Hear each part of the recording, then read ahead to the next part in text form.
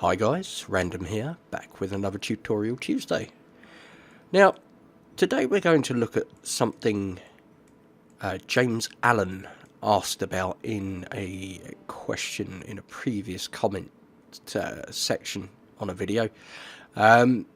He asked about guns, specifically the guns you find on the Mahan and the Benson.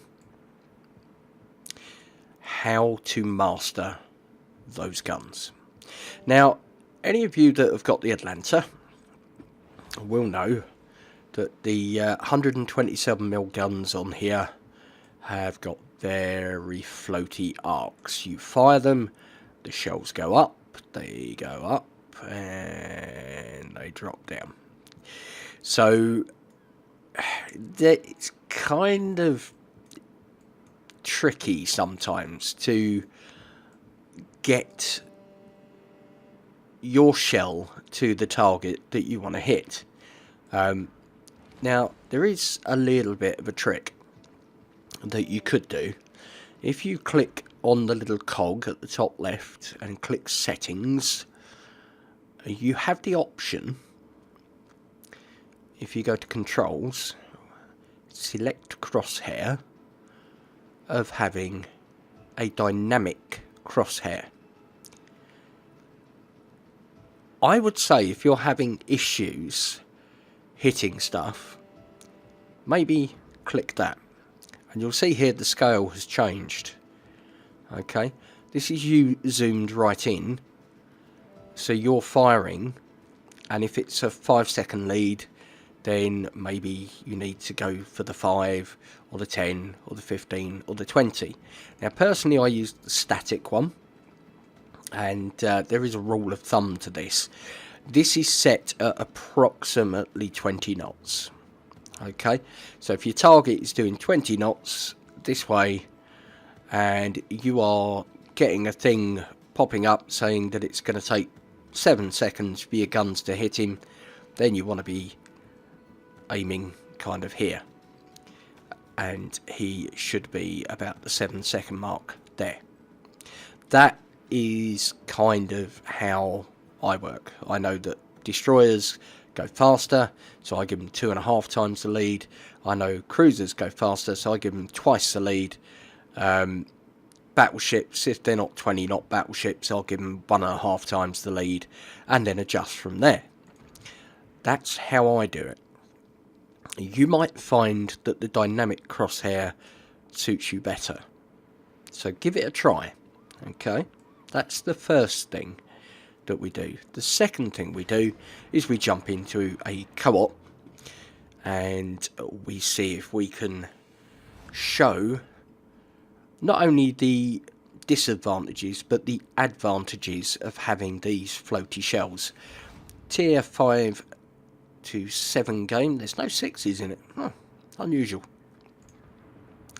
So here we are in our little destroyer, T-22 and some other ships. Right, so let's play the American gunboat game. We have not got great concealment. We do have defensive AA on at the moment, but that's because I've been taking it into the campaign. So, right, so if we fire our gun, you see that shell goes right up out of shot even, and then comes down. Takes a long time to get over there, doesn't it? So how do we combat that?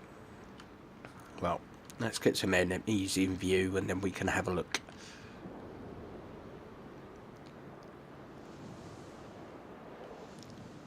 Yeah, see, my scale doesn't move at all, zoomed in or zoomed out. If you use the dynamic crosshair, it will change as you zoom in and out. A lot of people claim they can't hit anything unless they use that, but I've been playing this long enough to, you know, be able to kind of judge by eye roughly where I should be aiming, and then I can adjust. One of the beauties of the American guns is they are very fast firing, so you can walk your shells into the target. So we have something in the cap already. Oh, T22. Right, Mr. T22. So I'm going to aim about there. That's too far ahead of him. I need to aim a little bit further back, and there you go. We start hitting him. Now we will continuously hit this guy until he is sunk, hopefully. We want rid of him.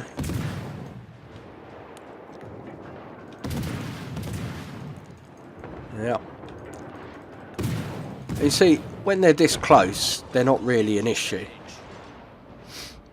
Now then, that Miyoko is 3 kilometers away.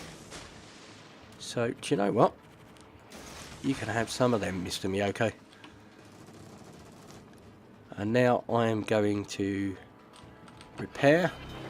Hopefully those will get that Miyoko. Yeah, lovely. We like that. And then what I'm going to do is get my guns round, put in some AP, because that Miyoko. Torpedoes to port. Yep, I thought he might, but that's fine. So we spotted another ship there. The Miyoko is there. He's going to be turning around this way, but one of the beauties of the American destroyers, their torpedoes are lovely.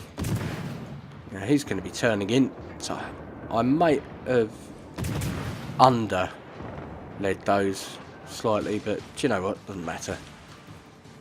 It's fine. We've got somebody else firing at us here. Oh, there he is. So we will hopefully... Oh! We're taking hits. There we go. We've got him. He's flooded. He's done. Got the Duke of York over there. We are getting shot at by something over here, which is not particularly friendly. Oh, that's going to sting. Yeah. So we need to probably get out of here.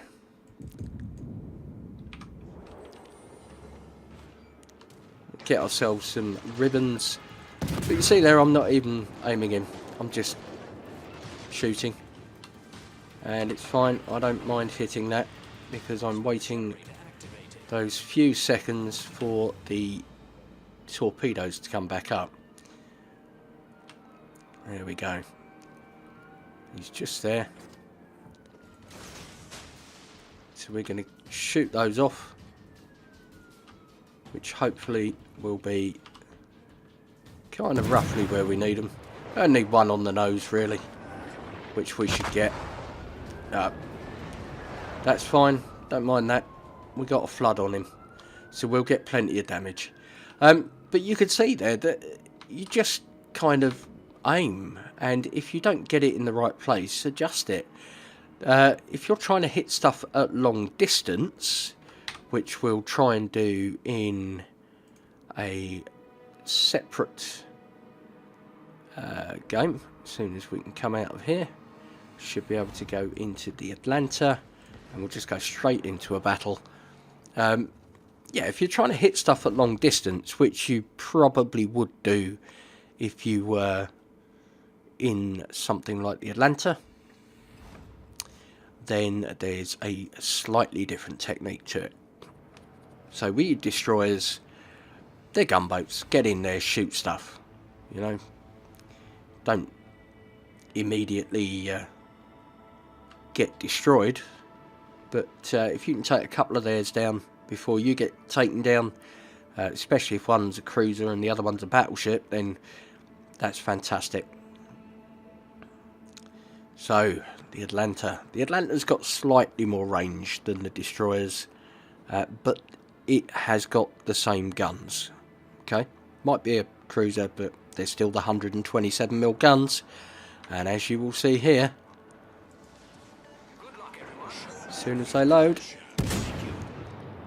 they've got that same way up in the sky, and at some point in the future they come down. And that's shell travel time. So you see here,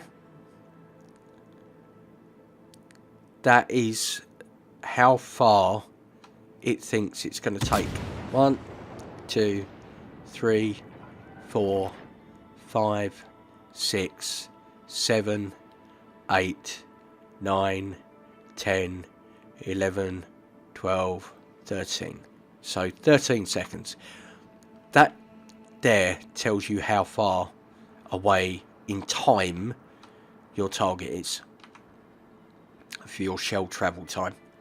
So your calculation then would be to look here, which is measured out in seconds at 20 knots. So yeah, that's how that works. So what we're looking for here is a nice little island that we can go and be really, really good friends with.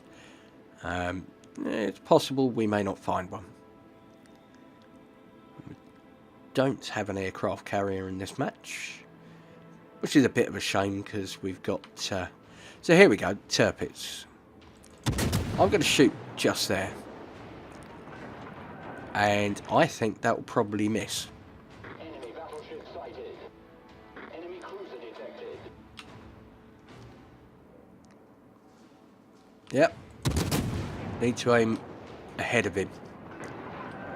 And it is basically just adjusting where you are firing. We've got a couple of hits there. And you see now, we've kind of dialed him in. We know where he is.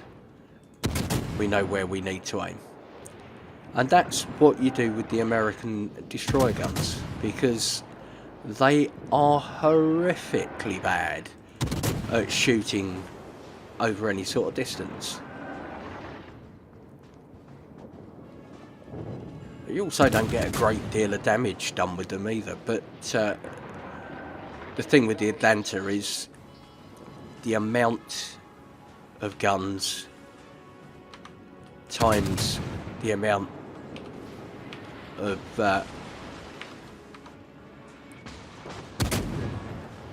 see if we can just get rid of this chat. It's fine. Everything is fine. There's the Algerie. Oh, we're getting shot at from the side, so it's okay. Yeah, and as long as you don't move your reticle,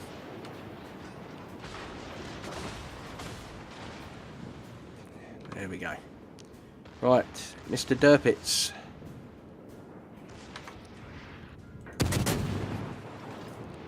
And we can use these as AP guns as well.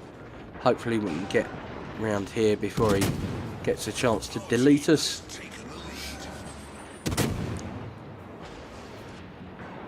And you do get damage.